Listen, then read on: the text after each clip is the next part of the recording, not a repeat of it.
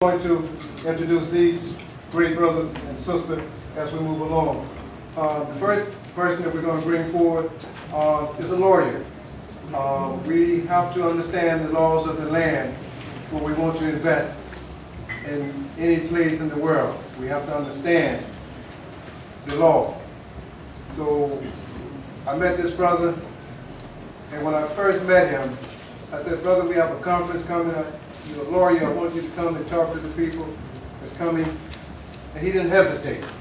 You know, he said, "I'm coming, and I will definitely be a part of this great program. I want to share my legal knowledge with you all." So let's welcome Brother Corey Dover.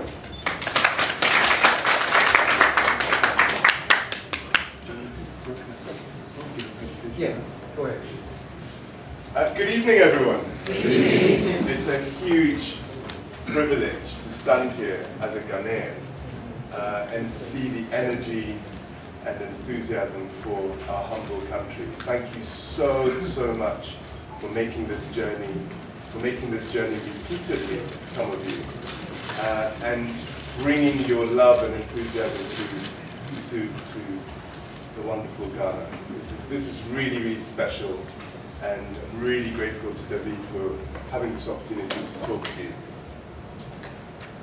I'm Ghanaian, but funny enough, I was actually born in the United States. Born in Holy Cross Hospital in Maryland. And you would not tell it from my accent, because I ended up in the UK by a slightly convoluted route. Actually, I was an early returnee to Ghana, an early investor in Ghana. I came to Ghana when I was 18 months old. Ghanaian parents. My mother was working in the States. I popped out early. I thought, okay, Washington looks okay, I'll come out here. And obviously I lived in Ghana for many years in my youth, until I was 11. Went to school here, etc. And then, lo and behold, my father's a journalist. He was advocating on anti-corruption, human rights, and related issues in Ghana in a difficult period in the mid-80s. And we had to leave overnight and end up in England, basically in exile. So that is my journey, and that's why I have this accent, because I lived in England for 30 years. But I never lost Ghana in my heart, and I always knew I had to find an opportunity to come back here. I practiced law in England for 15 years. I'm still an English qualified lawyer. I still do some English law, but there came a point in my career when I said, I must take these skills I have and I must contribute to Mother Ghana, because that's where I'm from, and that's where I have to take my career in the second half. So 3 years ago, I brought my young family to Ghana. I re-qualified here. I've been doing some work with Ghana up and down over the years, developed a practice, and I'm now based with Ghana's biggest law firm, working with a lot of companies, individuals, organizations, international entities coming into Ghana and seeking to set up here. So it's a really wonderful opportunity for me to try and give you a little bit of an insight into what we do, how we can help, and a bit of perspective of Ghana from our point of view. Let me rewind back again to 1984. Ghana was a completely different place then, as I'm sure many of you will know. My father was writing about the fact that 3 judges had just been murdered in their beds overnight because they had decided to uphold the rule of law against the military dictatorship. There was a public inquiry into this, public inquiry, at which my father, a journalist, was writing what was happening in the proceedings every day. And someone in that inquiry admitted that a member of the ruling party had been responsible for this murder. The ruling party did not want this reported in the media. And so they shut down all journalists in Ghana from reporting that fact from public inquiry. My father said, no, I'm going to report this in the English press, because that's where he had a lot of connections. And he made the true case about what had happened in that public inquiry that day. And from that day on, his life was an absolute misery. I was 10 years old when this started, And we were followed back from school, we were harassed, things were written about us being a traitor in the newspapers, and eventually we had to get out. So I had a very early sense of the appalling damage that can be done to a country when the rule of law is not followed, when human rights are not upheld, when democracy is not respected. I actually thought when I left Ghana, and my older brother was 8 years older than me and had a much more mature view on these issues, I thought I'd never come back. But thank goodness, we now have an amazing, vibrant, genuine democracy in this country. Since 1992, we've had free elections, we've had a constitution which is based on all the top constitutions in the world, including taking inspiration from the US Constitution. We have freedom of expression. We've had a series of free and fair elections, most of the time. And we have right now, we are sitting in the middle of a whirlwind of activity with an election in much less than a month's time. There's been a challenge just today in the High Court by which a decision of the Electoral Commission to throw out a political party who were running for office on irregularities has been quashed by the High Court, and they said, no, these people have to be in the election. And so the High Court is upholding the rule of law in this country. It's upholding the rights of people to represent through political organization. I say all this because I want you to know a little bit about why I decided to come back from a career in England which was actually, really thriving. It wasn't an easy decision. You take as a professional a 70% pay cut as a lawyer to come and work in Ghana.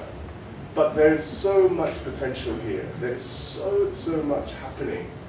And this fledgling democracy needs so much these skills that you bring here today. That we are in a moment where we have to grasp this opportunity. And that's what me and my young family have decided to do. Let me shift back to the present day and think about what I can offer in terms of the experiences I have as a lawyer, the type of clients that we work with, some of the issues that arise. It's not entirely straightforward doing business in Ghana. Let me be absolutely frank about that. And you will see reports from, say, Transparency International saying that actually Ghana is a medium to high corruption risk for doing business. It sounds like a bit of a negative note to start with, but I think actually it's really important to bear that in mind, because if you are forewarned, you are forearmed for being able to deal with these issues. If you want to come to Ghana and set up a business, you will face challenges. You may have to wait longer than you'd expect to register a business. You might try and buy land and you might face a few hurdles.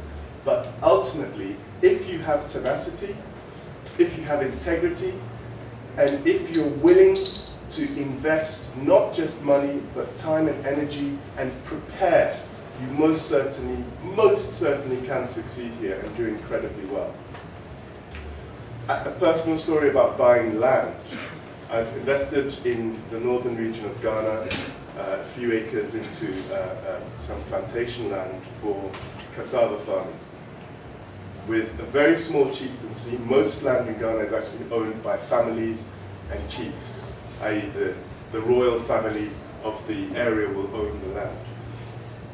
And many people will warn you that there are real difficulties with buying land off chieftaincies, and there are corruption issues, etc. We've managed to go through virtually the whole process of acquiring this land, not being from the area, being fairly foreign, even though we are Ghanaian, in a period of about 3 months. And I think that's absolutely fantastic, because when I tried to buy a property in England, it took me about 4 months. So there's real capability of doing things in a timely way here. As an international lawyer, I have a zero tolerance to corruption. I'm a UK resident, I'm a US citizen, and I'm working in Ghana most to all of the year. So I come across the Foreign Corrupt Practices Act in the US, I'm in their targets, I'm in the targets of the UK Bribery Act, as well as the Ghanaian anti-corruption laws. So it's just not at all in my interest to get involved in anything which has a corruption risk.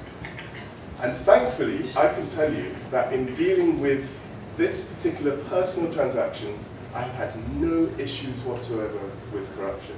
And that has actually surprised me myself. And I can now talk very confidently to clients about the fact that you can actually get things done here, overcoming that perception of corruption. As a law firm, we have a zero tolerance to corruption as well, because we service primarily international clients. And I'll tell you a little bit very shortly about my law firm. But essentially we say, if you want to get things done super fast, if you want to cut corners, if you want to go off and bribe someone because you think it will give you some advantage, the truth is there are many people you can talk to who would be able to assist you in those ways. But that's not what we're interested in doing. Now, the first time I was working with my senior partner in the law firm, we were talking to a client who had asked us a question which indicated that this client had an interest in doing things in a slightly cut corner type of way. He said, you can go and find that somewhere else if that's what you want. And the client stayed with the firm. And clients stay with the firm even though we are apparently an extremely corrupt country and most things are being done in an underhand and dishonest way. So I would like to put my neck on the line and say, you can do things absolutely properly in this environment. Yes, there are challenges. Yes, you must be prepared. But with the right people to work with, the right local partners, the right advisors, you can really massively succeed here. The Ghanaian economy has been through some challenges in recent years. When I was thinking of coming to Ghana in 2010, Ghana was the second fastest growing country in the world, next to, I think, Qatar. By the time I got here in 2012, I think we dropped to one of the fastest shrinking economies in the world, and we certainly had one of the worst performing currencies in the world. What's happened in the last 2 or 3 years is actually really revealing of how resilient Ghana is and Ghanaians are as a people. Because despite a lot of challenges, despite the currency crashing, despite our power problems, despite our hurdles in growing our infrastructure, getting our roads working, despite the fact that it's difficult to transport perishable goods across the country, despite the corruption risk, we have actually still continued to grow at an average GDP growth rate of about 7%. Wow. Very good. So we have resilience in this country, which is incredibly powerful. I like to think of the analogy of a boxer who is on his knees and his opponent has given him every single thing he can deliver. And that boxer is still not out. That boxer is still fighting. And now the opponent has dropped his gloves. And Ghana is ready to stand up and hit back. And my view is that we are going to see another very, very high period of growth in the next few years. We really are. So I think we've shown resilience. I think if you look at the firm I work with, you can see a similar pattern of resilience and growth. The firm is called Bensiencho, Lecture and Ankoma. It's the biggest law firm in Ghana now. It was opened 25 years ago by an individual called Kojo Bensiencho. He actually studied in the States. He worked at Shearman and Sterling law firm. And he decided to come back to Ghana and open his own practice. He started with 2 people in 25 years ago. By, I think, the year 2000, he had about 10 people. By 2010, when I first came to Ghana on a formal business trip as a lawyer, we had about 20 people. The firm now has 100 staff, and it's by far the biggest. It has grown with the economy. And what just used to be a single corporate department in this firm now has 7 specialist practice areas, just like international firms all over the world. So we now have obviously a specialist disputes department, we have an oil and gas department, we have a business and industry team, we have a technology, media and telecommunications team, we have a pensions, employment and immigration team, we have a financial institutions and capital markets practice group as well. And then finally we have construction infrastructure and transportation. That's unprecedented in Ghana, but that has been brought about by just how strong the Ghanaian economy is and how many different areas and sectors are growing to such an extent that you really, really do need now legal specialization. I think one thing we see in companies coming in here, which I can't emphasize enough, is that there are really the good types of investors and the less good types of investors.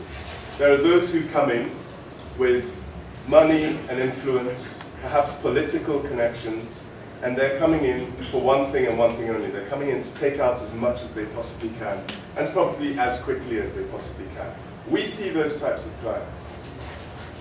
Then there are the conscientious investors who come here to plant roots and grow in the economy.